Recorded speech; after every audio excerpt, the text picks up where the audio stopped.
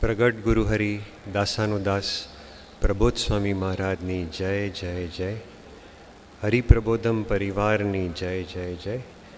દાસના દાસ થવાની જય જય જય. સૌ પ્રથમ સૌને હેપી બર્થડે.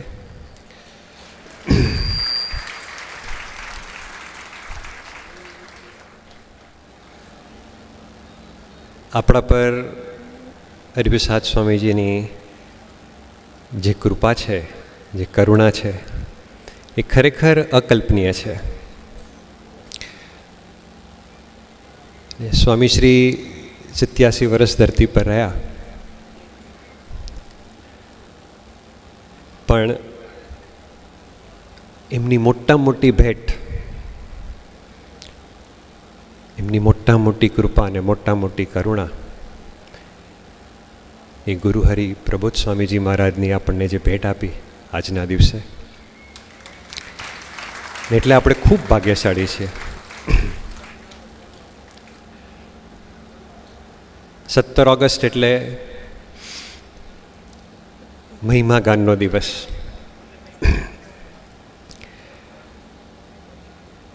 આપણે સ્વામીશ્રીને કે ગુરુહરિને એઝ ઇટ ઇઝ તો સમજી નહીં શકીએ.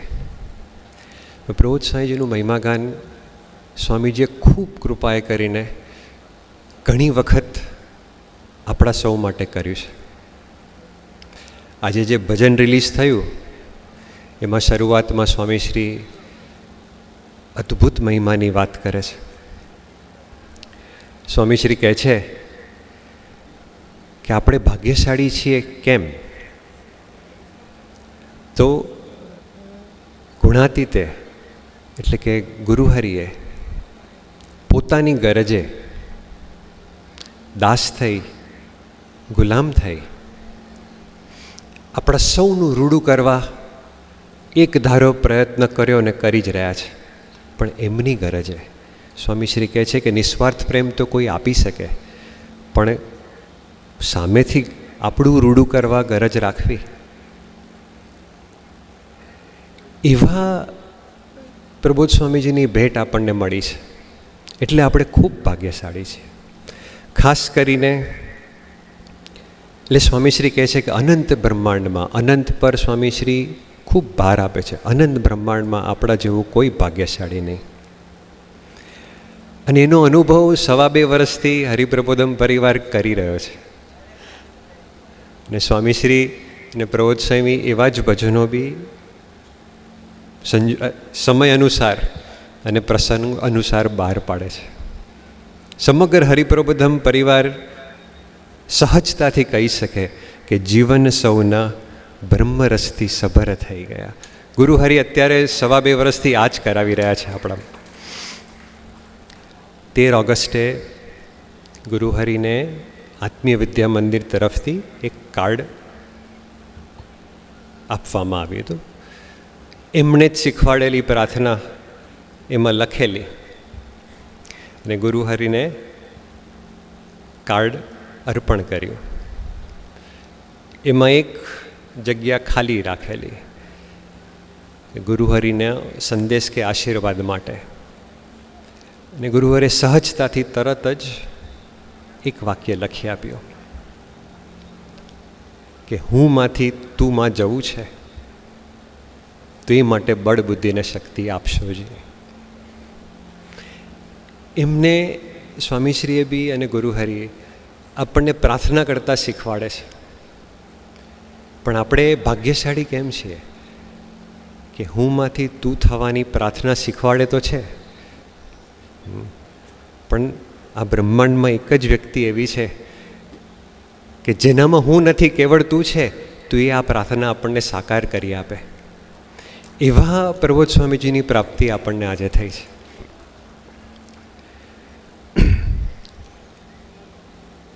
આ વર્ષે સમરમાં પરદેશ જવાનું થયું હતું અને ન્યૂજર્સી મંદિરે ગુરુહરિ પધારેલા. ગુરુહરિ ઉપલા માળે વડીલો સાથેની મીટિંગમાં હતા. અને અમે થોડા યુવકો ઓફિસના એક ખૂણામાં ડિસ્કશન કરતા હતા કે અત્યારે જે ન્યૂજર્સીનું મંદિર કોઈ બી જુએ, હરિસુમિરન મંદિર, તો એટલું ભવ્ય લાગે, એટલી બધી અદ્ભુત પ્લાનિંગ સાથે બનાવેલું મંદિર છે.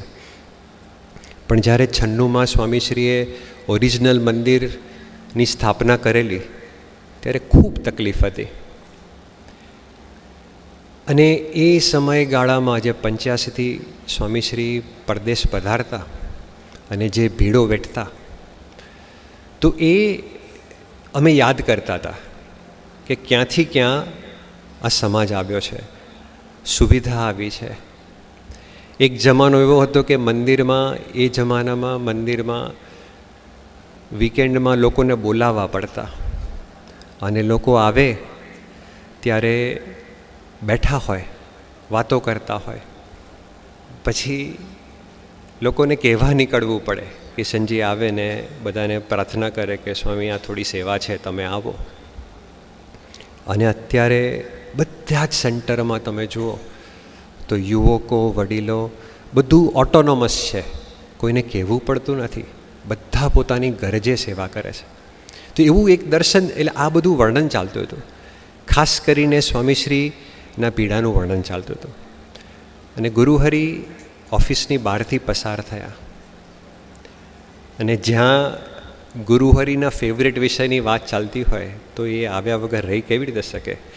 એટલે ગુરુહરિ ઓફિસ પાસ કરીને પછી એમણે અણસાર થઈ ગયો કે આ લોકો સ્વામીશ્રીની સ્મૃતિ કરી રહ્યા છે, એટલે તરત ફરીને પાછા આવ્યા દર્શન આપવા. અને બહુ અદ્ભુત વાત કરી. દિવ્યાંગભાઈએ પ્રભુ સ્વામીજીની પ્રાર્થના કરી. પ્રભુ સ્વામી નિમિત્ત શબ્દ આપે આપ્યો છે, અને આપે એવું બી કહ્યું છે કે આ બહુ અઘરો છે શબ્દ. તો આપ કૃપા કરજો કે અમારી માટે સહેલો બને, અમે એમાં ડૂબી શકીએ. ત્યાં હાજરીમાં ન્યૂજર્સી મંદિરના બધા સહિષ્ણુ દીકરાઓ બી હતા અને મુખ્ય કાર્યકર્તાઓ બી હતા. એક સમાજ એવો છે કે ગુરુહરિ સહજ સૂચન બી કરી શકે છે. ઇન્સ્ટન્ટલી ગુરુહરિ બોલ્યા કે નિમિત્ત થવું હોય તો કે નિમિત્ત શબ્દમાં તો પોતાનું અસ્તિત્વ નીકળી જાય છે. જ્યારે હું નીકળે પછી જ નિમિત્ત થવાય છે. કરનાર તું, કરાવનાર તું, એનાથી નિમિત્ત શબ્દની શરૂઆત થાય છે. આ ત્રણ ખૂબ અઘરા વાક્ય છે. ગુરુવારે એવું બી કીધું કે આ નિમિત્ત શબ્દ સહેલો નથી, રોજ આનો સ્વાધ્યાય કરવા જેવો શબ્દ છે. પણ આપણે ભાગ્યશાળી એટલે છીએ કે જેણે પોતાનું અસ્તિત્વ રાખ્યું નથી. પ્રભુ સ્વામીજીનું લાઈફ કોઈ બી વિચારે, કોઈ બી વ્યક્તિ સત્સંગી હોય, જોડે રહેલો હોય, 50 વર્ષ સાથે રહેલા હોય, કે 5-10 મિનિટનો અનુભવ હોય, એ બધા જ વ્યક્તિને એક વસ્તુ કોમન મળે કે એમના જીવનમાં સ્વામીજી સિવાય કાંઈ નથી. એને પોતાનું અસ્તિત્વ રાખ્યું નથી, અને એટલે જ એ આપણું અસ્તિત્વ કાઢી શકે. એટલે આ એમણે ઉદ્ગાર કર્યા. અમને યાદ છે કે 99ની સાલ જ્યારે સ્વામીશ્રી પરદેશ પધારતા, ગુરુહરિ ઘણી વખત, લગભગ દર 3જા વર્ષે જોડ તરીકે પધારતા. મને યાદ છે એકવાર સ્વામીશ્રી કોન્કોર્ડમાં પધારેલા. એ જમાનામાં કોન્કોર્ડ પ્લેન જોવું એક અજાયબી હતી, અને સ્વામીશ્રી યુકેથી અમેરિકા કોન્કોર્ડમાં પધાર્યા હતા, બ્રિટિશ એરવેઝ કોન્કોર્ડમાં, JFK ઉપર. અને ગુરુહરિ જોડમાં હતા, ઠાકોરજી લઈને પધાર્યા હતા. અને એમણે કોન્કોર્ડ પ્લેન એટલે સૌથી મોંઘામાં મોંઘું પ્લેન ગણાય. ખાલી બિઝનેસ ક્લાસ જ હોય, એમાં ઇકોનોમી ક્લાસ હોય નહીં. અને શોર્ટેસ્ટ ટાઈમ 5 કલાકની અંદર લંડનથી અમેરિકા પહોંચાડી દે. એટલે એ પ્લેનમાં જ સફર કરનારા જેટલા બી વ્યક્તિઓ હોય બધા બિઝનેસમેન હોય, લાખોપતિ અબજોપતિ હોય. સામાન્ય વ્યક્તિઓમાં ટ્રાવેલ ના કરી શકે. આપણા ભક્તોની અદ્ભુત ભક્તિને કારણે સ્વામીશ્રીને એમાં પરદેશ અમેરિકા લઈ આવ્યા હતા. ગુરુહરિ સાથે હતા. ગુરુહરિ આવ્યા, અમે દર્શન કરતા હતા. ગુરુહરિએ બાટાના પેલા ભૂરા કલરના જે સ્લીપર આવે, જે આપણે વોશરૂમમાં વાપરીએ, એવા સ્લીપર ગુરુહરિએ પહેર્યા હતા. અને એ સ્લીપર બી એવા હતા કે જ્યાં પંજા પડે ત્યાં ભૂરો કલર સફેદ થઈ ગયો હતો, ખાડા પડી ગયા હતા. આ ગુરુહરિનું લાઈફ હતું. તમે એમનું જીવન જુઓ તો તમને એ જ દેખાશે કે એમના જીવનમાં સ્વામીજી સિવાય કશું નહીં દેખાય, પોતા માટેનું કાંઈ નહીં દેખાય. તો 99માં પ્રાણેશભાઈએ અમને તૈયાર કર્યા, થોડા યુવકોને, કે આપણે પ્રબોધ સ્વામીજીના ચપ્પલ બદલીએ. દરેક ઘણા પ્રદેશમાં આવો અખતરો થઈ ચૂક્યો હશે. અમારી માટે પહેલો અનુભવ હતો. અમારી માટે તો સિમ્પલ હતું કે અમે કીધું પ્રાણેશભાઈને કે તમે પ્રસાદીના ચપ્પલ અમને આપવાના હો તો અમે તમે કહો એમ કરીએ, પણ બદલવાની જવાબદારી તમારી. જેણે છેલ્લા ગુરુહરિ 50 વર્ષ હરિધામ રહ્યા, એ દરમિયાન જેણે દર્શન કર્યા હશે એમને ખ્યાલ હશે કે આમ લૌકિક રીતે ખૂબ કડક લાગે ગુરુહરિ. એટલે અમે તો ચપ્પલ લઈ આવ્યા. અને પ્રાણેશભાઈની ભક્તિ એવી કે અમને સાઇઝ બી ખબર, એમને કમ્ફર્ટ શું લાગે એ બધું ખબર, એટલે એક્ઝેક્ટ ચપ્પલ લઈ આવ્યા. અને પરમમાં ગુરુહરિ હતા તો અમે બદલી કાઢ્યા ચપ્પલ. અને ગાડીમાં જઈને હું પ્રસાદીના ચપ્પલ મૂકી આવ્યો. અને ગુરુહરિ પરમમાંથી મંદિરે તરફ જવા નીકળ્યા અને પોતાના ચપ્પલ શોધી રહ્યા હતા. ચપ્પલ નહોતા. એટલે મારા ખ્યાલ પ્રમાણે પ્રાણેશભાઈ જ હિંમત કરીને કીધું કે સ્વામી આ પહેરવાના છે, આપણે બધા યુવકો લઈ આવ્યા છે. અને મને એક્ઝેક્ટ યાદ છે કે એક શબ્દ બોલ્યા વગર ગુરુહરિ ઉઘાડા પગે નીકળી ગયા કે હું નહીં પહેરું. અને ત્યારે હું ભાગતો ભાગતો ગાડીમાંથી એ જૂના ચપ્પલ લઈ આવ્યો તો પાછા આપી દીધા હતા. આ ગુરુહરિનું લાઈફ હતું કે એમને પોતા માટે કશું નથી કર્યું. છતાં બી હું પ્રસંગ શું કહું છું કે 99માં ગુરુહરિ એમ અમને શાર્લોટ પધાર્યા હતા અને અમને કીધું કે મારે શોપિંગ કરવા જવું છે. જે વ્યક્તિએ પોતા માટે કોઈ દિવસ એક વસ્તુ ખરીદી નથી, એમણે અમને કીધું મારે શોપિંગ કરવા જાવ. અમે તો બહુ આનંદમાં આવી ગયા, ખુશ થઈ ગયા. સ્વામીશ્રી આરામમાં પધાર્યા પછી કે આપણી પાસે અડધો કલાક જ છે, કદાચ સ્વામીજી જો વહેલા જાગી જાય તો આપણે હાજર રહેવું પડે. અમને લઈ ક્યાં ગયા શોપિંગ માટે? તો હોમ ડિપોમાં લઈ ગયા. અમારી માટે પહેલો અનુભવ હતો ગુરુહરિ સાથે બહાર જવાનો. હોમ ડિપો એટલે અમેરિકાનો મોટામાં મોટો હાર્ડવેરનો સ્ટોર. બધું કન્સ્ટ્રક્શનનું મટીરિયલ ને બધું જ મળે એમાં. ઘરની ફ્રીજ, રેફ્રિજરેટરથી માંડીને રંગનો સામાન બધું જ મળે. હવે મારી દ્રષ્ટિએ તો પહેલી વાર કોઈ દુકાનમાં ગયા હશે, સ્વામીશ્રી સાથે પધરામણીમાં ગયા હશે, પણ સ્વતંત્રપણે કોઈ શોપમાં પ્રથમવાર ગયા હોય. પછી મને કહે કે પેલા ફુવારા મળે ને ત્યાં જવું છે આપણે. એટલે બગીચામાં પાણી છાંટવાના ફુવારા હોય ને ત્યાં લઈ ગયા અમને. બહુ યુનિક વસ્તુઓ બની હતી એ અરસામાં. એમણે બ્રોશર લીધા, એની જે એડવર્ટાઇઝમેન્ટ હોય ને એના બ્રોશર હોય, એ 4-5 કંપનીના ફુવારાના બ્રોશર એમણે કલેક્ટ કર્યા. પછી મને કે ચાલ પાછો, એટલે હવે પાછા આવ્યા. પછી તો સ્વામીશ્રીની સેવામાં હતા. રાતના સ્વામીશ્રીને પોઢાડ્યા પછી એ બહાર આવ્યા. પછી મને કે પેલા બ્રોશર કાઢ. અડધો કલાક એમણે બ્રોશર સ્ટડી કર્યા. આ બી એક ઐતિહાસિક ઘટના છે. કેમ કે જેમણે જિંદગીમાં એક ફરફર્યું વાંચ્યું નથી, સ્વામીશ્રીની પરાવાણી સિવાય અને સ્વામીજીની લખેલી પત્રિકા સિવાય, એમણે સ્વામીજીનું જે દિનચર્યા છે એ સિવાય એમણે કશું જ વાંચ્યું નથી. જેમણે આટલા વર્ષોથી જેમણે નિહાળ્યા હશે એ કોઈ દિવસ કોઈ મેગેઝિન એમણે હાથમાં ઉપડ્યું નથી, ધાર્મિક હોય કે બીજું કંઈ. એ ક્યાંય કોઈ વસ્તુ એમણે સ્વામીશ્રીને લખાણ સિવાય કશું જ એમણે ઉપાડ્યું નથી.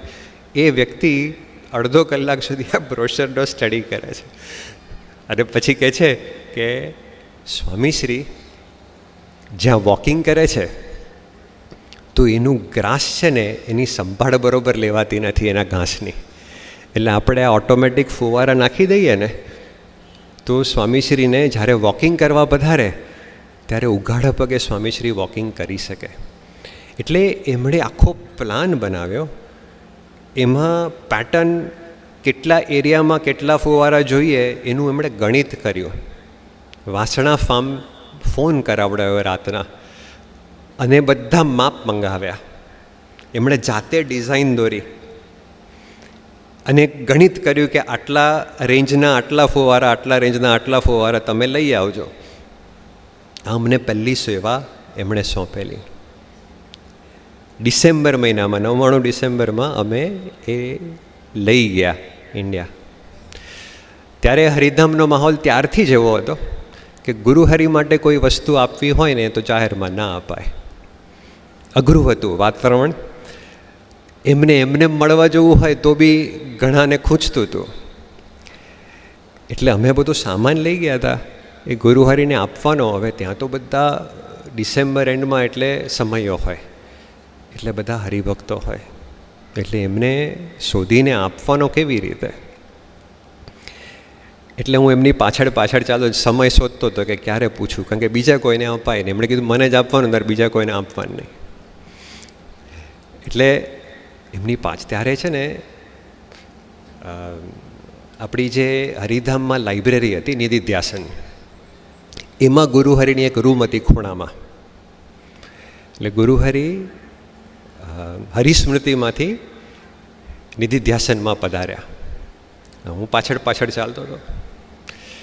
એટલે એમનો આમ સહજ આનંદ કરવાનો બી સ્વભાવ ખરો. એટલે હું પાછળ જ આવતો હતો એટલે મારી તરફ વળીને મને કહે, ભાઈ ક્યાં આવો છો? મેં કીધું સ્વામી તમારી પાછળ. તો મને કહે કે હું તો લઘુ કરવા જાઉં, તમે ત્યાં બી આવશો? પછી સ્વામી રૂમમાં પધાર્યા. રૂમમાં બેસી એમણે નોટ કાઢી અને બુક એક ચોપડી ઓપન કરી અને નોટ્સ લખતા હતા. હું દર્શન કરતો હતો. જોડે એક નાના સાધુ હતા. એમણે પ્રોત્સાહનની તિજોરી હતી, એમાં ખાલી સ્વામીશ્રીની પ્રસાદીની વસ્તુ અને સ્વામીશ્રીના પત્ર હતા જૂના. એટલે ફંફોડતા હતા. અને એમાંથી એક લેટર કાઢ્યો એમણે. અમે 3 જ હતા રૂમમાં. એમાંથી એક લેટર કાઢ્યો અને એ પોતે વાંચતા હતા મનમાં. અને પછી એમાં કોઈ ભગતનું નામ આવ્યું. એટલે એમણે પ્રબોધ સ્વામીજીને પ્રશ્ન પૂછ્યો કે પ્રબોધ સ્વામી આ ભગત કોણ? એટલે આગળ પાછળ કોઈ રેફરન્સ નહીં, ખાલી ભગતનું નામ કીધું. એટલે પ્રબોધ સ્વામી કહે કે આગલો પેરેગ્રાફ વાંચ. સ્વામીશ્રીએ પત્ર લખેલો એક હરિભગતને.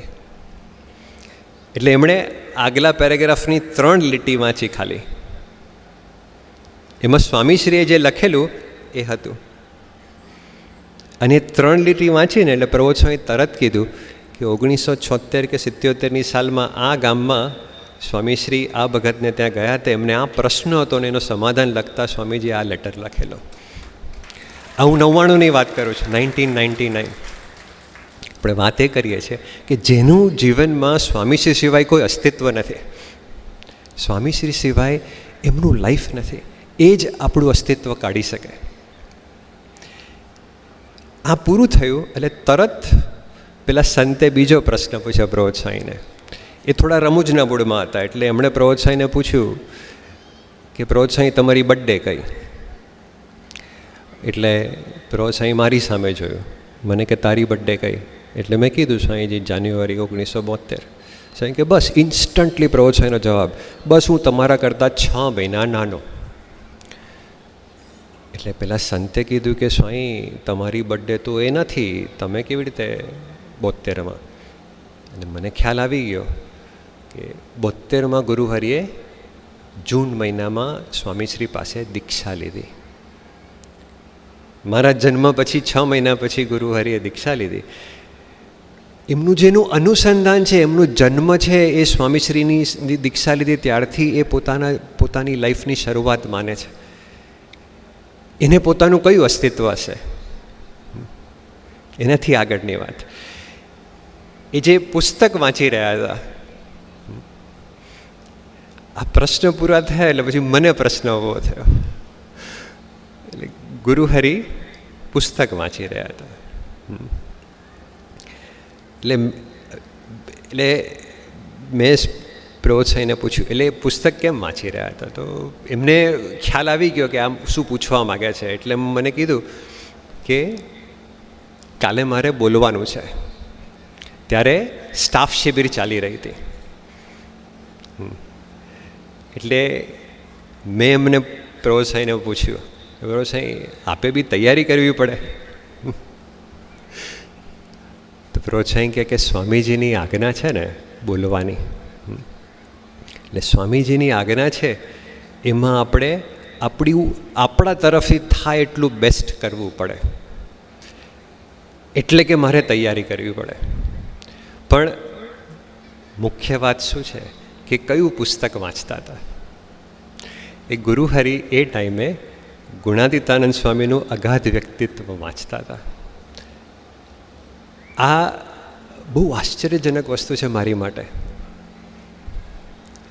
તમે વિચારો કે હું મારી જાતનો વિચાર કરું કે હું સાયન્સ ભણ્યો, ફિઝિક્સ ભણ્યો, ફિઝિક્સમાં પીએચડી કર્યું, એ બી અમેરિકામાં પીએચડી કર્યું. તો આ મારા અસ્તિત્વ જોડે વણાયેલું છે, એનું સબકોન્શિયસમાં જાણપણું તો છે જ મને, હું એ ભૂલી ના શકું.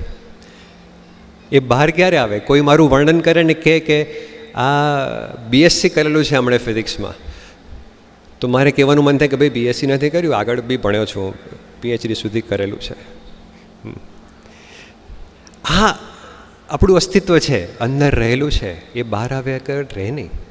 કોઈ મારું વર્ણન કરે અને એમાં લોચા મારતું હોય તો સહજ કરેક્ટ કરવાનું મન થાય કે નહીં આવું નહોતું, હું તો આઈઆઈટીમાં ભણેલો, અમેરિકામાં ભણેલો. તમે સાચી વાત, એટલે એ કરેક્શન સહજ આવે તમારું જ વર્ણન હોય તો. હવે તમે વિચારો કે ગુરુહરિનું વર્ણન છે, ગુણાતીતાનંદ સ્વામીનું અગાધ વ્યક્તિત્વ એક પુસ્તક સંસ્થામાં બહાર પડેલું, જેમાં ગુણાતીતાનંદ સ્વામીનું વર્ણન હતું, એમના વ્યક્તિત્વનું વર્ણન હતું. એ વર્ણન ગુણાતીતાનંદ સ્વામીની વાતો પરથી થયેલું. હવે વિચાર કરો કે એ પોતે પોતાનું વર્ણન વાંચી રહ્યા છે, એ કેટલું અપૂર્ણ વર્ણન છે કે તમે અત્યારે જેણે પ્રબોધ સ્વામીજીનો યોગ થયો છે, જેણે દર્શન કર્યા છે, જેમણે એમના વ્યક્તિત્વનો થોડોક બી અણસાર આવ્યો છે, અને એ જો ગુણાતીતાનંદ સ્વામીનું અગાધ વ્યક્તિત્વ વાંચે તો તમને એટલી અપૂર્ણતા લાગે. એની સહજતા, એની સરળતા, એની નેચરાલિટી, એનું દાસત્વ એ વર્ણવી શકાય એવું નથી. છતાં બી એ પોતે પોતાનું વર્ણન વાંચી રહ્યા છે, પોતાનું વ્યક્તિત્વનું વર્ણન એ પોતે વાંચી રહ્યા છે અને એમાંથી નોટ્સ લઈ રહ્યા છે. એવું બી નહીં કે જોઈ રહ્યા છે. તમારું વર્ણન કોકે અધૂરું કર્યું હોય, અપૂર્ણ કર્યું હોય, તમે વાંચી જ કેવી રીતે શકો, પણ એમાંથી નોટ્સ કેવી રીતે રહી શકો? પણ જે વ્યક્તિને પોતાનું અસ્તિત્વ નથી, એને ખાલી સ્વામીશ્રીને સ્વામીજીની આજ્ઞા દેખાય છે, એ જ આપણું અસ્તિત્વ કાઢી શકે. આજે સવારના એક બહુ અદ્ભુત વિડીયો સ્મૃતિ આવી છે, હરિપ્રબોધમમાં પબ્લિશ થઈ છે. એમાં એક ગુરુહરિનું કેનેડાની વિડીયો સ્મૃતિ છે કે એક દીકરા જોડે ગુરુહરિ વાર્તાલાપ કરે છે અને એના ચશ્મા કાઢી અને કદાચ આપણે બધાએ જોઈ હશે. અને એટલી આઇકોનિક સ્મૃતિ છે કે ગુરુહરિ આ જ કાર્ય કરે છે કે આપણા અંતઃકરણ પર, આપણી દૃષ્ટિ પર જે કચરો લાગ્યો છે, આપણને જે સત્ય છે એ દેખાતું નથી, એ સાફ કરી રહ્યા છે. આપણી દૃષ્ટિ એને નિહાળવાની, આપણી દૃષ્ટિ સ્વામીશ્રીને નિહાળવાની, આપણી દૃષ્ટિ હરિભક્તોને નિહાળવાની, આપણી દૃષ્ટિ સંતો ભગવતીને નિહાળવાની, એ બધી એ કરેક્ટ કરી રહ્યા છે. એના બે અનુભવ છે મને. 2006ની સાલમાં સ્વામીશ્રીની સર્જરી કરાવી. આપણું અસ્તિત્વનો બેઝ શું હોય? આપણો અનુભવ હોય, જગતની સત્યતા હોય, જે આપણામાં ઘર કરી ગઈ હોય. હું 12 વર્ષ, ત્યારે મને 12 વર્ષ અમેરિકામાં થયા હતા. ત્યાંની સિસ્ટમ, ત્યાંની રીતિ રસમ ઘર કરી ગઈ હોય કે અહીંયા આ સિસ્ટમથી ચાલે, એ બી હોસ્પિટલમાં. અને બહુ અઘરું હતું સ્વામીશ્રીને પરદેશની હોસ્પિટલમાં રાખવા, કારણ કે આપણું સ્વામીશ્રીને ગમતી અથવા સ્વામીશ્રીની મર્યાદા બી સાચવવી ને બહુ અઘરી પડે એ જમાનામાં. કારણ કે ત્યાં બધા પ્રોટોકોલ હોય, બધા નિયમ હોય કે આ રીતે કરવું પડે, આ રીતે કરવું પડે. અને સ્વામીશ્રીને એક રાત ત્યાં સર્જરી પછી એક રાત રોકાવાનું હતું હોસ્પિટલમાં. અને કરુણાએ કરીને ગુરુહરિએ મને સાથે રાખેલો રાતના. રાત તો સ્વામીશ્રીએ બહુ અદ્ભુત સુખ આપ્યું. ગુરુહરિને સ્વામીશ્રીનું દર્શન એટલું બધું અદ્ભુત થયું. પણ સવારના જ્યારે સ્વામીશ્રીને ડિસ્ચાર્જ આપવાનો હતો, ત્યારે ત્યાંની સિસ્ટમ છે કે જે ડૉક્ટરે તમને એડમિટ કર્યા હોય એ જ્યાં સુધી સાઇન ઓફ ના કરે ત્યાં સુધી તમને ડિસ્ચાર્જ ના મળે. સ્વામીશ્રી તો સવારના જાગ્યા, ઉશીકો લઈને ચાલવા નીકળ્યા કે ચલો આપણે હવે જવાના, રાત જ રોકાવાનું કીધેલું. સ્વામીશ્રીને રોકવા કેવી રીતે કે સ્વામીશ્રી હજી પેલા ડૉક્ટર કહે પછી જવાય. અને સ્વામીશ્રીને રોકનાર કોણ, સ્વામીશ્રીને કહેનાર કોણ? બધું અહીંયા લગાડેલું, બધી નીડલ નાખેલી હોય. એટલે અમે રિક્વેસ્ટ કરી, પેલા ડૉક્ટર આવ્યા. ડૉક્ટર કહે કે હા સ્વામી, હવે આ બધું કાઢી લઈએ અને આપ જઈ શકો છો. એટલે એ જે નર્સ આવ્યા, જે ભાઈએ બહુ સારી સેવા કરી હતી સ્વામીજીને, સવારના બહુ ભક્તિભાવથી એ પેલો સ્વામીજીની જે નીડલ નાખેલી, આઈવી નાખેલી, તો એ કાઢવાની હતી. હવે અહીંયા ત્યાંની સિસ્ટમ હોય કે હેઝમેટની બેગ લઈને આવે. એટલે શું કે લાલ કલરની બેગ હોય, કોઈ બી લોહીવાળી વસ્તુ હોય પેશન્ટની, એમાં અમેરિકામાં બહુ સ્ટ્રિક્ટ પ્રોટોકોલ હોય કે ઇન્ફેક્શન ના લાગે એટલે નીડલ કાઢે. અત્યારે ભારતની બી ઘણી હોસ્પિટલમાં થયું છે, પણ નીડલ કાઢે એટલે એને ઇમિડિયેટલી પેલો ગ્લવ્સ પહેરીને જ કાઢે અને તરત પેલા બોક્સમાં નાખીને સીલ કરી દે. એટલે એ કાઢતો તો, અરે પ્રવત સાહેબ મને ગોદો મારે, મને કે આપણે આ લઈ લેવાની છે કે પ્રસાદી નહીં કહેવાય, એ નાખી ના દેવાય. હવે રાતના તો ગુરુહરિએ મારી પાસે સ્વામીશ્રીનું યુરિન કલેક્ટ કરાવડાવેલું. એટલે એ તો આપણે બધું ભેગું કરેલું પ્રસાદીની વસ્તુ, એક વસ્તુ એમણે કલેક્ટ. આ કેવી રીતે માગવું? આ તો એ લોકોનો નિયમ છે. એટલે હું હેઝિટેટ થતો હતો. આ એમની આગળ આપણું અસ્તિત્વ અહીંયા વચ્ચે આવે, આ કોઈ દિવસ ના આપે સ્વામી. એટલે મને એમને કહેવાય તો નહીં, અને મારા મગજમાં એ જ ચાલે કે આ તો કોઈ દિવસ આવું તો આપે જ નહીં. આ લોકોનો એની જોબ જતી રહે બિચારાની, એ લોકોને હોસ્પિટલમાંથી કાઢી મૂકે. પણ એમણે 2 વાર કીધું એટલે બહુ હિંમત ભેગી કરી. અરે મેં પેલાને પૂછ્યું ધીમે રહીને કે આ મારા પ્રીસ છે, તો એમની દરેક વસ્તુ અમારી માટે મેમરી છે, તો તમે આપશો મને? હા. તો પહેલાં એટલી સહજ હતી કે yes, no problem, take it. તો એ જે ગુરુહરિએ, આ હું કઈ રીતે વાત કરું છું કે મારે જે જગતના સત્ય આપણા મગજમાં ભરેલા છે ને, એને કાઢવાની એની પાસે અનોખી કળા છે. અને સાથે સાથે પોતાની બી ભક્તિ કરે છે, પોતાનું બી કરી લે છે, અને જોડે જોડે આપણને આપણામાંથી બહાર કાઢે છે અને એનામાં ડૂબાડે છે. એક છેલ્લી વાત, જુહુ મંદિર, એટલે અમે નાના હતા તો સ્વામીશ્રીનો યોગ તો 78-79 થયો હતો. સ્વામીશ્રીએ કંઠી પહેરાવેલી સોજિત્રામાં, ગુજરાતમાં, અમારા મોસાળમાં. અને 83માં પ્રથમ વખત સ્વામીશ્રી જુહુ મંદિરે પધાર્યા હતા. પછી પ્રથમ વખત રાત રોકાયા ત્યારે જોડમાં ગુરુહરિ પધાર્યા હતા. અને ત્યારે પટેલ સાહેબે મને ને મારા ભાઈને બોલાવીને કીધેલું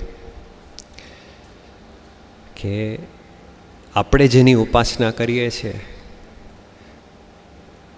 કે ત્યારે સ્વામીશ્રી વિશે તો એમણે જણાવેલું અમને અને મનાતું હતું, પણ ત્યારે પહેલી વાર અમને કીધેલું કે આપણે જેની ઉપાસના કરીએ છીએ અક્ષર પુરુષોત્તમ ઉપાસના, ગુણાતીતાન સ્વામી આપણા ઘરે પધારે છે, તમે સેવન કરી લેજો. કોઈ એક્સપ્લેનેશન નહોતું આપ્યું કે ભાઈ સેવન શું કરવાનું, પણ એ ત્યારથી એમના દર્શન થયા છે ગુરુહરિના. અને જેટલી બી સ્વામીની વાતો હોય એમાં એક્ઝેક્ટ એમના જીવનમાં મળતું આવે. પણ એક વસ્તુ જોયેલી, હું 83-84 વાત કરું છું, 10 વર્ષ વીતી ગયા, ગુરુહરિના જીવનમાં એક વસ્તુ દેખાય કે જે પરફેક્શન છે એમની લાઈફનું, એક વસ્તુનું જે પરફેક્શન છે, એટલે એમની જોડે રહેવાનું તો ખૂબ ગમે, નિહાળવાનું ખૂબ ગમે, પણ એ પરફેક્શન છે ને ઇન્ટિમિડેટિંગ હોય, કારણ કે આપણે વર્તી ના શકીએ એના જેવું. એટલે એક અંતર રહે એમની સાથે. સ્વામીશ્રીની પ્રતિભા એકદમ જુદી હતી કે તમે ગમે તેવા હો ને તમને પોતાને ભૂલાડી દે. અને આપણે એકના એક જ છીએ એમના જીવનમાં એવું મનાવી દે. જ્યારે ગુરુહરિનું દર્શન જુદું હતું, એ જુદી રીતે શીખ આપી રહ્યા હતા. સ્વામીશ્રીનું સેવન કેવી રીતે કરવું એ શીખવાડી રહ્યા હતા. તો 96માં એમણે 7 દિવસ અમેરિકામાં વિચરણમાં જોડે રાખ્યો સેવક તરીકે. ત્યારે સ્વામીશ્રી પધારતા ત્યારે કોઈ સેવક સ્વામીશ્રી સાથે નહોતા આવતા. તો એ 7 દિવસ એટલું બધું સુખ આપ્યું, એટલી બધી ઝીણી ઝીણી વસ્તુ શીખવાડી. પણ છતાં બી પેલો ભાવ તો હતો જ કે આપણે એના જેવું તો ક્યારેય નહીં વર્તી શકીએ, તો એની નજીક કેવી રીતે જઈશું? એ આપણા પર દ્રષ્ટિ કરશે કે નહીં કરે, આ પ્રશ્ન મૂંઝાયા જ કરતો. એ આપણી માનીનતા, આપણી સમજણના પળ હતા. દરેક જીવ છે એ પોતાના અસ્તિત્વ સાથે જ જીવે છે. તો એ એક પોઝિટિવ બી હોય ને નેગેટિવ બી હોય, એની ભૂલ હોય, એની ક્ષતિ હોય, એની સાથે બી એ જીવે છે. અને ભગવાન ધારક સંત હોય તમને એમાંથી બહાર કાઢે કે તમને સંબંધ થઈ ગયો છે એટલે પછી આની કોઈ વેલ્યુ જ નથી. તમારી સારી વસ્તુ કે તમારી નરસી વસ્તુની કોઈ વેલ્યુ નથી. પણ ગુરુહરિનું જીવન એવું હતું કે એક અંતર રહેતું.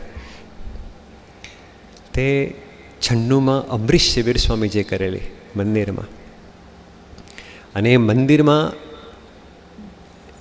ત્યારે તો ન્યૂજર્સી મંદિરમાં બહુ નાની જગ્યા હતી, એનો સ્ટેજ બી આના કરતાં અડધો હતો અને આના કરતાં 5 ભાગનો હોલ હતો.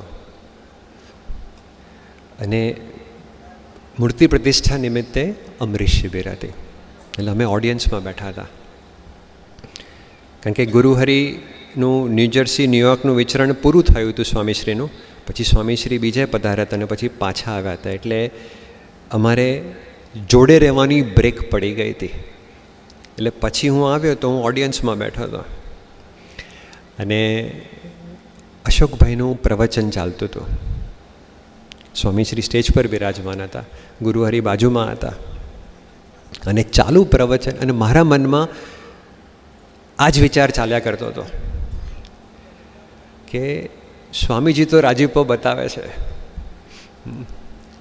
પણ આમને આપણે કેવી રીતે રાજી કરી શકીશું? એમની નજરમાં તો આપણે આવીએ જ એવા નથી. એમનું લાઈફ જ જુઓ કેવું છે, પેલું કીડીને કંજરનો મેળાપ એના જેવું હતું કે આપણે એમની નજીક નહીં જ જઈ શકીએ. અને એ મારી સામે જોતા હશે કે કેમ, એવો બી વિચાર મૂંઝાયા કરતો હતો. ચાલુ સભામાં આ મારા મનમાં વિચાર ચાલતા હતા અને ગુરુહરિ ઊભા થયા, સ્ટેજના ખૂણામાં આવ્યા અને આમ ઈશારો કરે. હવે લગભગ 200-250 ભક્તો બેઠા હતા, એટલે કોને બોલાવે છે તો ખ્યાલ નહોતો. એટલે બધા આમ કરી અને છેવટે નક્કી થયું કે મને જ બોલાવે છે. એટલે હું ઉપર સ્ટેજ પર ગયો સાઈડ ઉપરથી. હવે એ બોલાવીને તો સ્વામીજીની બાજુમાં બેસી ગયા. એટલે મને દ્વિધા થઈ કે હવે એમની બાજુમાં જવું કેવી રીતે? શિબિર ચાલુ છે, પ્રવચન ચાલુ છે. પણ તો બી હું ગોઠણીએ ગયો એમની બાજુમાં અને એક્ઝેક્ટ બાજુમાં આવ્યો. અહીંયા ગુરુહરિ વજ્રાસનમાં બેઠા હતા અને અહીંયા ફેસ મારું આવ્યું બાજુમાં, અને મેં ધીમે રહીને હું પૂછું કે ગુરુહરિ એટલે પ્રભુ સાંઈ શું સેવા હતી. જેવો બોલ્યો ને તો એમણે આમ બથમાં લઈ લીધો મને, ગાલ જોડે અડાડી જોરથી દબાયો અને એક વાક્ય બોલ્યા, મારું છોકરું આવી ગયું. અને એ મોમેન્ટે જે હૈયામાં હાશ થઈ કે જે ભાર હતો, એક સાધનાનો ભાર હતો કે મારે કંઈક કરવાનું છે, મારે કશુંક સાબિત કરવાનું છે, એક ઇન્સ્ટન્ટમાં કાઢી નાખ્યો. જે વસ્તુ ઋષિમુનિઓ લાખો વર્ષની સાધનાથી નીકળી શકતી નથી, એ વસ્તુ એક વાક્યમાં કાઢી શકે છે. આપણા અસ્તિત્વને મિટાવવા માટે, આપણને આપણા અસ્તિત્વથી દૂર કરવા માટે પોતે તો આદર્શ પૂરો પાડે જ છે કે એમના જીવનમાં સ્વામીશ્રી સિવાય કોઈ અસ્તિત્વ નથી. એમનું વ્યક્તિત્વ કહો કે અસ્તિત્વ કહો, સ્વામીશ્રી જ છે. પણ એ બી આપણને માટે સિદ્ધ કરી આપે છે કે તમને બધાને મારા જેવા બનાવતા મને વાર નહીં લાગે. એટલે આપણે ખૂબ ભાગ્યશાળી છીએ. તો આજના દિવસે પ્રભુ સ્વામીના ચરણે પ્રાર્થના, સ્વામીશ્રીના ચરણે પ્રાર્થના કે હુંમાંથી તું થવાની યાત્રા છે, આપે જ હાથમાં લીધી છે, તો અમે જલ્દી એમાં પાર પડી જઈએ. એ જ પ્રાર્થના સહજાનંદ સ્વામી મહારાજની.